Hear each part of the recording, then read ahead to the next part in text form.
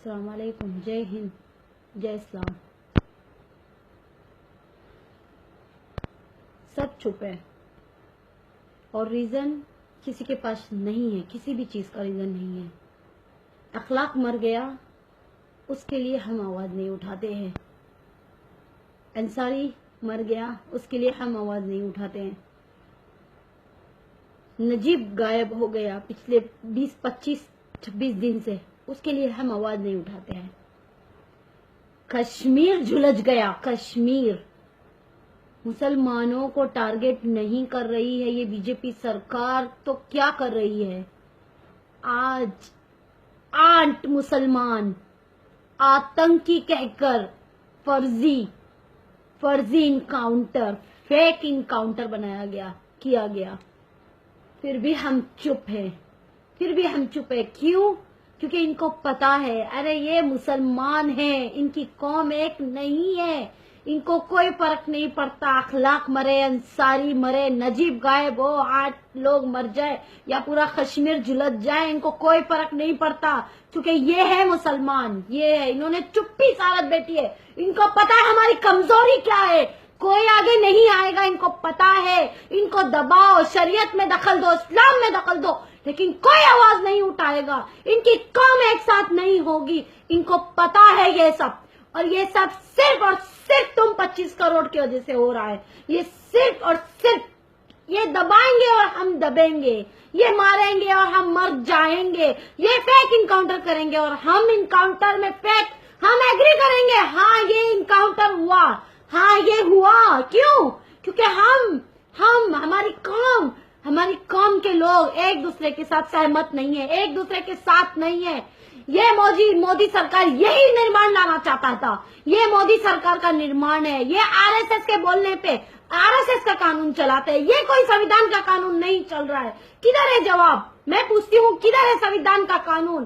सिर्फ मुसलमानों को तुम टारगेट कर रहे हो, सिर्फ दलितों को टारगेट करोगे, गरीबों को मरवाओगे।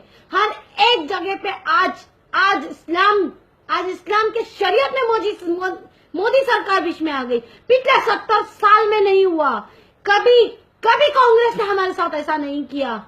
अरे तुमको जिससे लड़ना है तुम लड़ो, तुम उनसे लड़ो जो तुम्हारे दुश्मन है।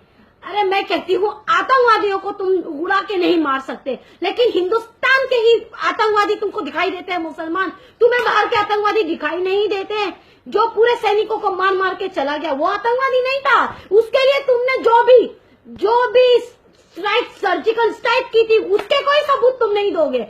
तुम ऐसे मरवाओगे सबको, ऐसे मारोगे तुम, मोदी सरकार ऐसे मारोगे। और ये हमारी कौम, तुम देखो, हमारी कौम है ये, तुम देखो कौम वालों, तुम देखो। अरे पहले 1 को मारा, 2 को मारा, 3 को मारा, आज 8 को मारा, कल 20 को मारेंगे, परसों फिर 500 को मारेंगे। फिर भी तुम चुप रहोगे, फिर भी तुम एक नहीं आओगे, तुम रास्तों पे नहीं आओगे, तुम आंदोलन नहीं करोगे, तुम चुप रहोगे। तुम अंधे हो, मुसलमान बहरे हैं, इनको पता है, तुम्हारे दुश्मनों को पता है कि हम कितना भी इनके साथ जुल्म करें, ये जुल्म बर्दाश्त करके ही रहेंगे। इनके लिए कुछ नहीं है, कोई फर्क नहीं पड़ता। पूरा 25 करोड़ मर जाए, लेकिन एक आदमी मजाले जो आवाज उठा दे, नहीं उठाएगा मुसलमान आवाज। ये है हमारी कमजोरी और ये इनको पता है, ये पता है। और मोदी सरकार, पुलिस ऑफिसर्स, पूरी पुलिस सिस्टम क्या बताएगी कि ये फेक इनकाउंटर, हम बच्चे हैं, हम दूध पीने बच्चे हैं, हमें समझ में नहीं आता, हम खाना नहीं खाते, हम गोबर खाते हैं, हमको नहीं पता फर्जी इनकाउंटर कैसे होते हैं और असली इनकाउंटर कैसे होते हैं। हाँ, 8-8, 10-10 घंटे की मुठभेड़ में तुम लोगों ने 8 जो बरी होने वाले थे, जिनके ऊपर कोई इल्जाम नहीं था, उन 8 लोगों को तुमने इसके लिए मारा कि सिर्फ वो मुसलमान थे।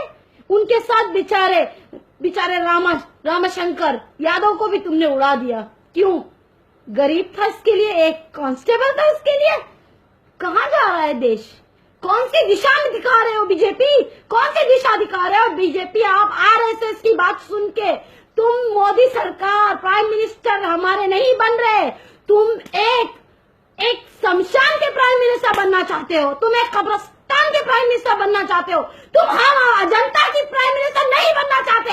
ये तुम्हारा सपना था कि मैं भारत को पूरी तरीके